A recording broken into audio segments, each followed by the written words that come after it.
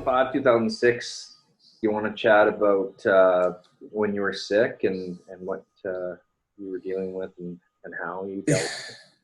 Yeah, I mean, I guess we go back more to really 04, 05 is when it initially really happened, and was dealing with a lot of issues and didn't really know what it was, a lot of lower back pain, and was really, like, by the end of my junior year, was just playing games and maybe practicing for like 20 minutes, 30 minutes for the whole week, just going out for power play, and then getting off and just playing the games set Friday, Saturday nights. And finally, about a month after the season in April of 05, found out what was wrong, and was diagnosed with testicular cancer. And it was about a 6-month treatment process with a couple of surgeries, chemotherapy, and then I was forced. I spent, from the second of August of 05 until the first week of October. I was in the hospital in Vancouver for that whole time, 65 consecutive days. Wow. So I was in bad shape when I got out. I was only about 130 pounds, and obviously had to miss that whole 05, 06 season, and went back to school in November and started to rehab and started classes in that spring semester, and just gradually kind of kept building. And it was a long process of about 18 months from when I was diagnosed to when I finally played a game again in October 2006. And it was definitely a journey, and you talk about adversity, like it was, you saw a lot, mentally and physically. It was at times draining and frustrating, but again, looking back, you try and take positives from these situations to make yourself better. And again, like I say to my guys, it's like will is a skill, or like hard work is a skill, right? And I think that, again, like these kind of situations teach you like what hard work really is, and what, facing adversity, like, so kind of I was able to kind of, to me, channel it into putting myself in the best shape of my life when I came back, because I had basically, from the time I got out of the hospital, I had 12 full months to prepare for the next season. And I just, we grinded. There's not really again, I remember like Compton kicked me out of the gym for a week in the summer because it was so mentally, because I was doing 2-a-days basically from January, and this was like sometime in July. And he was like, I don't want to see your face. It was like a Tuesday morning or something at the gym. And he's like, go away. You're not allowed at the rink, and you're not allowed at the gym until Monday. Yeah. And I was like mad at him, but it was like, I'd been going every day. Like when I was at school, we'd work out and I'd get on the ice after the guys would practice. And then we came back, and like Compton and I were on the ice like June 1st, like 3 or 4 times a week, plus in the gym every day. And then it was like, again, like it was probably overboard, like overtraining, but you were so tunnel vision of what you wanted to do at the time that it was, I was ready. Well, that's for sure. But it was kind of like, the thought process, well, like, okay, I remember how bad I felt maybe a year ago at this time. Like, this isn't that bad. I can grind out a couple hours in the gym. I can go get that ice time in. So it was, again, you maybe force myself into doing more than I needed to, or not needed to, but just I was mentally grinding myself to nothing, because it was like wanted to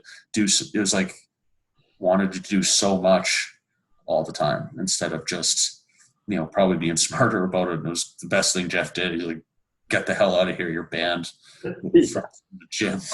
But, like it definitely teaches you, like I said, the life experiences. When you're 21, it's an eye opener for sure. But again, like I think I came back a better hockey player physically. I played at 10 pounds lighter than I ever played at before I was sick. And, I know we talked earlier, but probably took me a good 18 months, a season and a half of actually playing to get my brain back working like it was from a hockey decision. Like I had no feel for the game. It felt like the puck was a hand grenade every time I touched it for a good year and a half. It was that from that aspect was tough sledding, I think. And I kind of got by on hard work for a while before I could really make some plays. But it was, like you said, definitely you talk about adversity. That was it. Yeah, for sure. All the respect to you, of course. I mean, even say back in the day, you being a few years older, I just always remember how hardworking you were, and that type of person and player. But then as you go through something like that and what you're sharing with us, that how much more and challenging that is that you got to grind even harder, and consistently every day. And that's not just talking about skills and skating around and all that. That's like consistently you're engaged and you're focused on everything you do daily to get back to where you were. Yeah, I think it's definitely, you talk about all that rehab and the physical building it, but it's definitely it's a mental battle too, right? Like it's when it's January and February and you're not playing until October, to really want to get up and do a workout, whatever it was. Like our athletic trainer would have me and a couple other injured guys, we'd have to go do pool workouts where we'd be treading water for like half an hour in the pool. And it's like, none of us swam ever. Like that was brutal. We had to go do that at 7 a.m. before classes, and then after class there'd be practice and I'd have to work out and then skate. Like, yeah, you didn't want to do it, but it had to be done. Right. And it's kind of like, it really was more, it got to a point where the physical stuff was coming along. It was the mental side of things to keep yourself engaged and enthused. Finding ways to get yourself motivated was probably the toughest part, because there's a span there where there is no end in sight. It feels like it was easy. And when you first come back and you're allowed to work out, it's easy because you're excited and you haven't done it for a while. And then that wears off. And then it's not until you get to like September, a month before the season starts, where you can start to taste, the end of the road in sight. Right. What an amazing comeback and inspiring story. Just coming to my mind of when you're talking about treading water and swimming, that type of thing. We did that back in the BCHL with Merritt. There was a pool next door and we did that. Looking back, like, did that help a ton? Like, what's that different type of training in the water? Yeah, it was definitely different. Like, I don't know if it necessarily helped, but like, honestly, like, it was just different.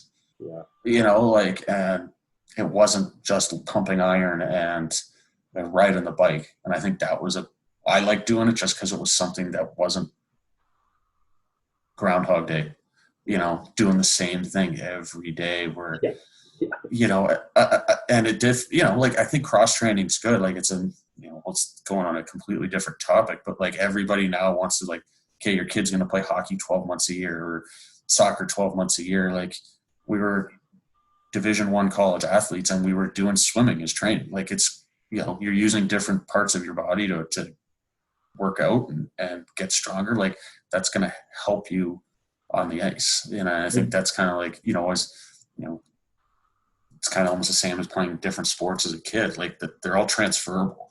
And just, instead of just, you're going to get hurt, more likely to get hurt if you're doing the same stuff over and over and over and over, like, your body breaks down. Right. And I think that's just, it's a big, which I think was helpful.